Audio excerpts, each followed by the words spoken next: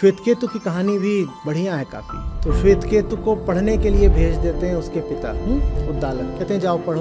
पढ़ने भेज देते हैं। वो 12 साल करीब का होता है, 12 साल पढ़कर आता है 24 का होकर के। जब लौट करके आता है तो बड़ा उसने ज्ञान अर्जित कर लिया है। तो वापस आ रहा है तो देखते हैं उद्दालक कि इसमें तो अहंकार बढ़ गया है। तो कहते हैं अच्छा बेटा क्या क्या पढ़ के आए हो? बताता है ये पढ़ा वो पढ़ा, इस दिशा में इस विषय का ज्ञान अर्जित करा, अपना सारा ज्ञान बता देता है। जब तो ऋषि कहते हैं ये बताओ वो क्या है जिसको जान लिया तो सब जान लिया? तुम कह रहे हो 12 साल में तुमने इतना जान लिया। मैं कह रहा हूँ हटाओ इतनी लंबी चौड़ी बातें, इतना विस्तार, मुझे वो एक बात बताओ जिसको जान लिया तो सब जान लिया। अब श्वेतकेतु फंस गया। तो श्वेतकेतु कुछ बताता है, कुछ इधर उधर की बातें करता है। ऋषि कहते हैं ना ये सब नहीं चलेगा। फिर ऋषि उसको ब्रह्म ज्ञान देते हैं, ब्रह्म विद्या में दीक्षित करते हैं। कहते हैं बाकी सब चीजें जान लिए, लेकिन जो सबसे मूलभूत और सबसे आवश्यक बात है वो बताता हूँ। और ब्रह्म संबंधी ज्ञान देने के बाद श्वेतकेतु से कहते हैं और वो जिसके बारे में मैं तुम्हें बता रहा हूँ श्वेतकेतु, वो कोई और नहीं, वो तुम स्वयं हो,